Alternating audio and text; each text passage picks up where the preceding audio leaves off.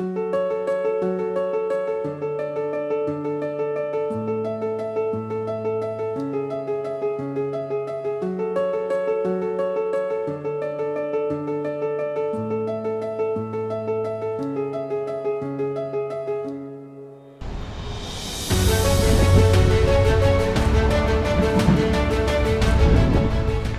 on the other side of the bridge, let's have a look and see what we can see. There's a cat's eye there, look.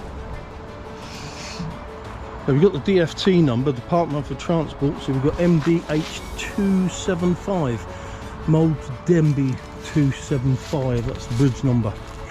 So what can we see on the other side? Well, I think that speaks for itself really. There's a caravan in there. So, believe it or not, that is the trackbed to Rhydymwyn.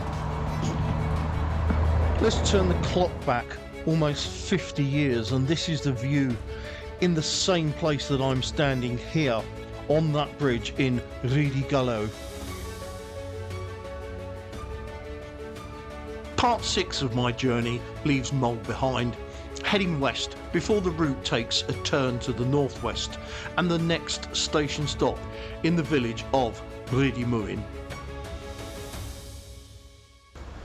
Back onto our trackbed, and it's worth noting that although services ceased in 1983 at the Synthite Works just up there, well, from here to Rhydymwyn the line was briefly reinstated in order to run trains to provide materials for an oil pipe which was installed beneath the trackbed beyond Rhydymwyn. This was in the early 70s and it operated for a year or so up until 1974, I believe, when the last trains were used to remove the remaining track as far back as the Synthite Works. So over here in the bushes to my left, sorry, in the deadly stinging nettles, you're like a bunker, and I'm informed that they would have been full of sand possibly, or something to allow the locomotive, if the wheels are slipping, to possibly gain traction. So that's what I think it is anyway. So back on, look, we've still got tons of ballast. Great, isn't it?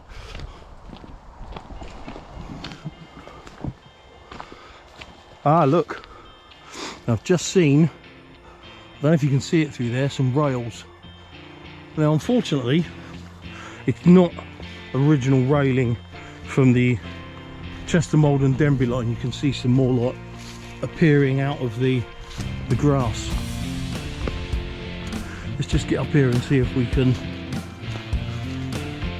Now, I found this a couple of years ago. I knew about it but I couldn't find it. Anyway, I did find it in the end. Not easy to find, and I didn't come this way either. Ah, right, here we go, look. So there's some rails right there. Maybe you can see. There. Now this is a narrow gauge railway, which was constructed here by someone called Ian Jolly back in the mid-70s, 76 I think it was, and it was his idea of, well, like a narrow gauge railway. The plan was to have rides and everything. I don't think it was at all successful, and it was literally abandoned. And here it is now, still in 2024. It's quite spectacular, really. A railway built upon a railway trackbed.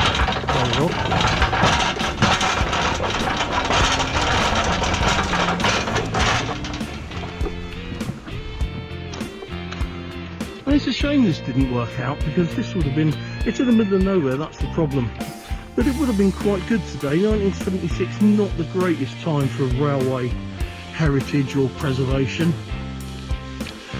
But I think had this been here today in use, it would have probably got some, you know, some good use. So coming up here, we've got some more rolling stock. So we've got the rusting remains of, could that be a wagon? No, I don't think it is. Just a bunker of some sort. But this looks like a, let's go and have a look, a petrol locomotive. So we've got the name Dorman's Stafford England. I think that's petrol, or definitely petrol or diesel. Once again, narrow gauge on its own isolated piece of track. I presume the mid-70s was the last time that saw any movement.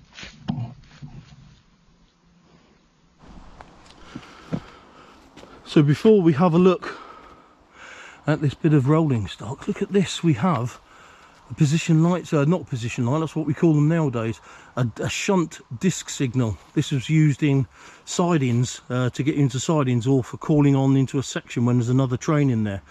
And this disc, so that would mean that the signal is on, and if it was turned, it won't turn. If it turned vertical like that, it would mean that the signal was off and you could pass it as far as the line is seen to be clear. I wonder how old that is. We've got some wording on top here. Look, WR Western Region F70, is that a backwards K or something? Don't know what that means. I know it's Western Region. But look at that. Obviously not in its original place, but amazing all the same.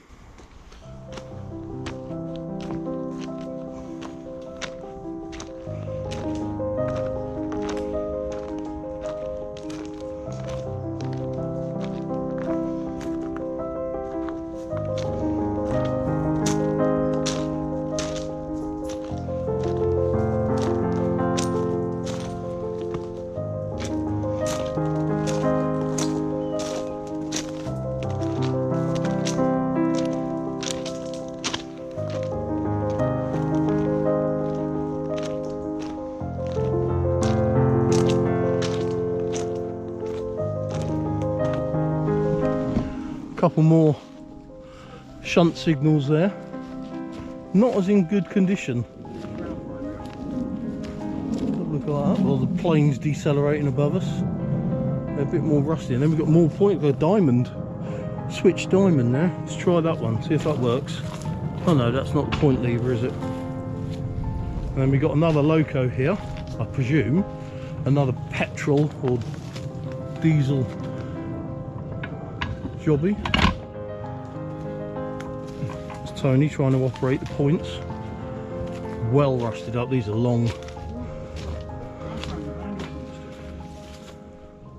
Private owned QPT Jolly, by the looks of things.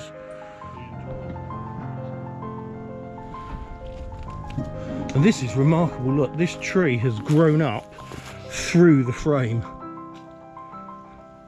That just shows how long, and that tree there through the wheelbase. So that just shows how long they've been there.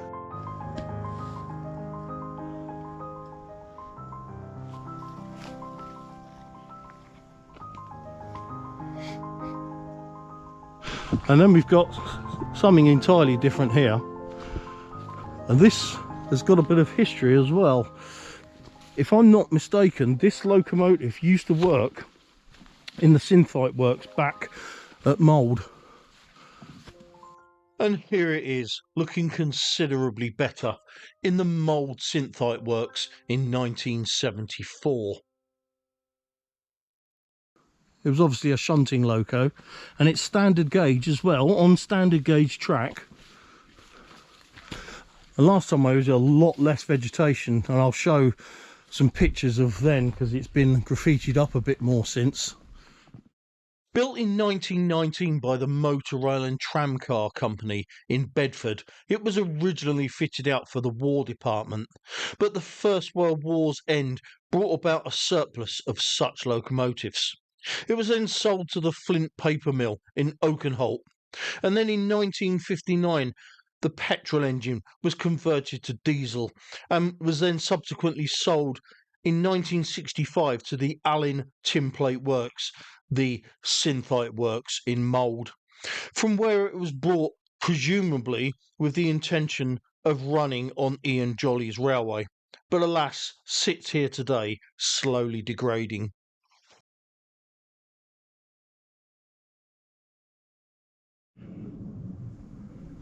So I'm inside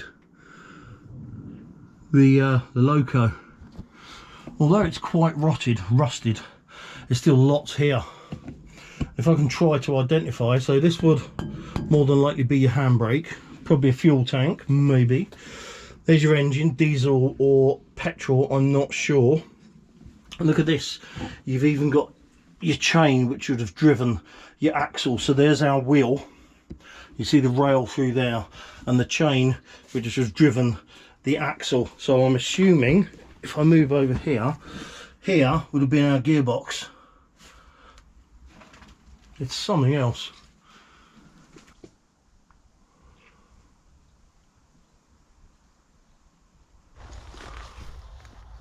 And look at that sleeper, complete with chairs, the track chairs. The trees have grown around it. I think that's concrete. Yeah, that's concrete. Look at that, how long's that been there? It's barely visible. So I think that's the last of the actual rolling stock that we can see. We've still got, I think that's the end of the standard gauge track there. Oh no, that looks narrow gauge there. And we're well on our way to Rhydymwyn now. But what an incredible place. Look, we've got some more bits here. What have we got here? I don't know if that's railway orientated, but what we're going to do, we're going to carry on along the track bed, because we forgot that we're on a track bed because it was so amazing what we saw. Still got ballast along the footpath, so we're going to see how far we can get. So it's worth noting that the terrain here has changed. Oh look, on the left there's some brickwork there. It looks a bit knackered. I'm not going in there, but I'll poke the camera through. So we've got like a bit of a wall. Is that a bit of a window? Probably the remains of a plate layer's hut or something. I don't think I'm going to go in there and get prickled to death. Anyway, as I was saying, the terrain has changed. We've got a high wall there which has been cut away to accommodate the railway, good 20 feet or so.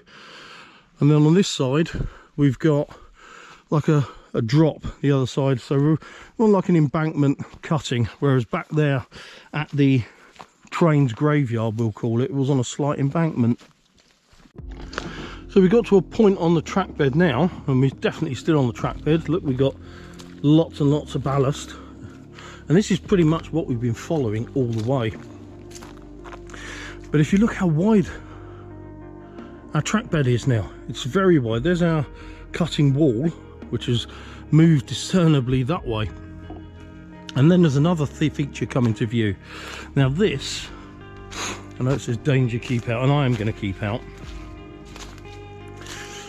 I think that's the River Allen, and it's been channeled. So over here we've got something, a huge complex which is called the Valley Works. I don't really know that much about it. What I do know is that it was used during the Second World War to produce chemical weapons, mustard gas and things like that. And there is also an association with the nuclear program in the 1950s or late 40s, I think. I know a lot of the buildings have gone, the whole site still exists, and you can get tours, there's tunnels and all sorts. And quite obviously it used to have railway sidings.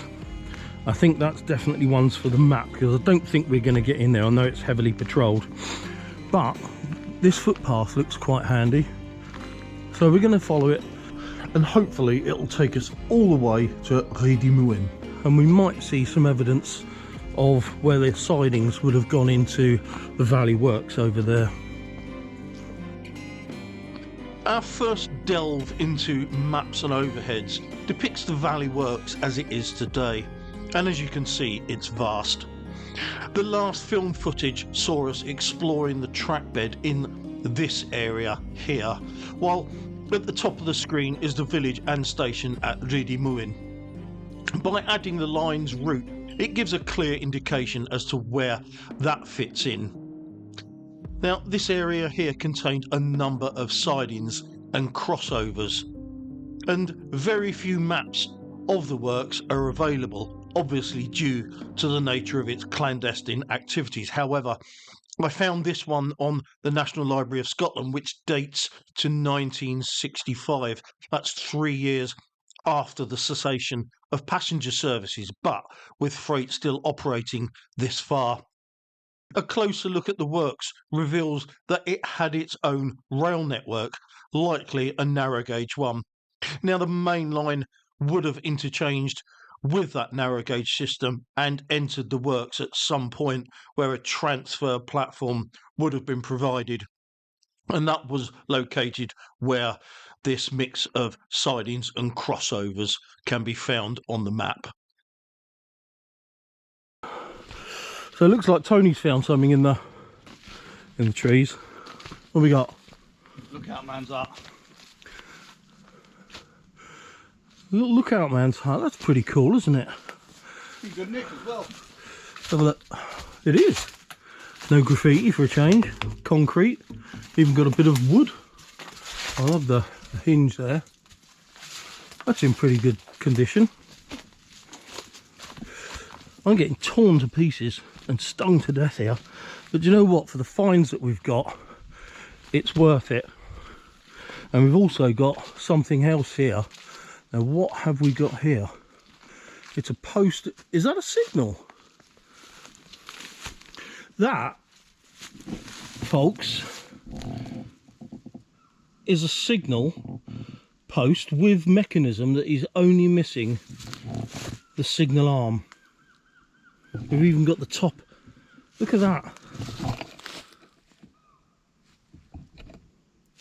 Let's have a look from this side. So the signal arm would have come out that way. What a find. Unfortunately, I can't pick that up. Look from the back now. Look. You can see there, yeah, the mechanism where Tony's cleared it. Absolutely brilliant. I wonder if the whole signal's there. Let's go out onto the track bed. So yeah, look, you can see the pole going all the way, and we've even got the base. Look, you see the base where it's snapped off or been broken off. That is an absolutely brilliant find. So just one more look at that. If only the signal arm would have been there, that would have been complete.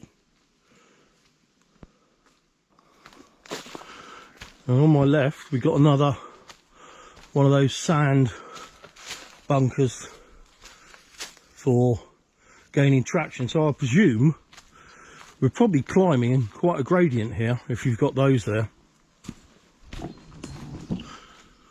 I've noticed for quite some time now there's a fallen fence post there, a wooden one, and these have been going for quite some time. Quite a lot of them are still standing. There's one there. They're railway boundary markers, they can only be, really. There's another one there in front of us. I know this metal, oh look, in front of us, just seen through the tree, it looks like, yeah it is, that looks like a water tower. So I don't know if the best view. Now the question is, obviously this fence has been put up in recent times. Was this a water tower for trains? Because I don't know where, without looking at the maps, where the sidings came off. So was this part of Valley Works? Well, it is part of Valley Works, or was it a water tower for trains?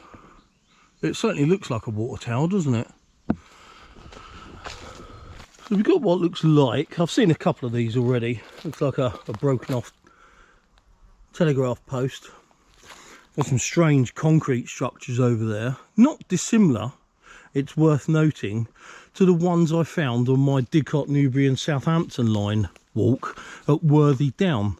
Now if you watch that, you'll remember that's next to a former, well it still is an MOD establishment, but it's quite an old one from the First World War, right next to it, and we're right next to a former Second World War military establishment. So I wonder if there's any correlation there.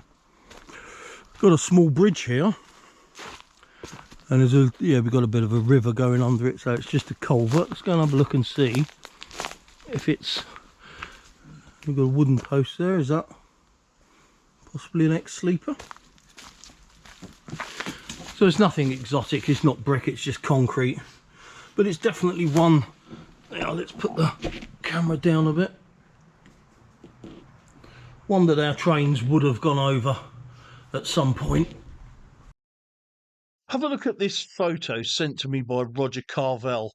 It shows the main line in the early 70s passing the Valley Works, situated behind the tall fence on the left before it enters the final approach to Rhydymwyn.